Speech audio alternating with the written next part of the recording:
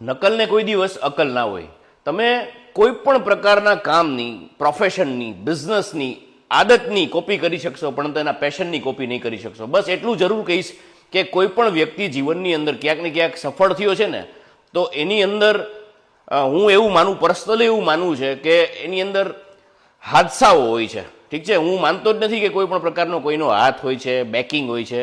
સફળ વ્યક્તિના જીવનમાં હંમેશા હાદસાઓ રહ્યા છે, અને એ ધંધાની અંદર ક્યાંક ને ક્યાંક સવારે રોજ ઉઠીને કંઈક ને કંઈક તકલીફો લેવાની એની આદત, અને આ સસ્ટેનેબિલિટી છે ને, એને હંમેશા ક્યાંક ને ક્યાંક મજબૂત બનાવે છે, કેરેક્ટર બનાવે છે. તમે કોઈ પણ ધંધો પકડો, ધંધો તમારો એસ્ટાબ્લિશમેન્ટ થાય એ પહેલાં તમારું કેરેક્ટર બિલ્ડ થાય. તમારું કેરેક્ટર ત્યારે જ બિલ્ડ થશે જ્યારે તમે તમારા જીવનમાં તમારા ધંધાને એક નબળા ટાઈમમાંથી બહાર કાઢી શકશો.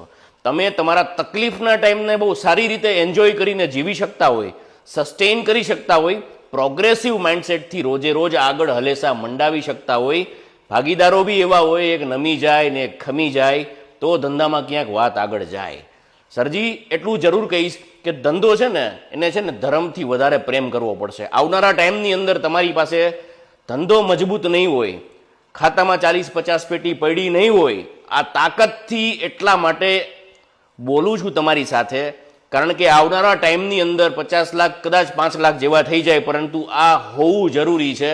આ તાકાત, આ એનર્જી, આ રિસ્ટોરેશન, આ જેટલી બી તકલીફો છે એ બધી યાદ રાખીને ધંધા તરફ આગળ વધી શકતા હોય ને, તો ધંધો કરજો. કરવા ખાતર ના કરતા, કોઈ કરે છે એટલે ના કરતા, કોઈનું ચાલે છે એટલે ના કરતા.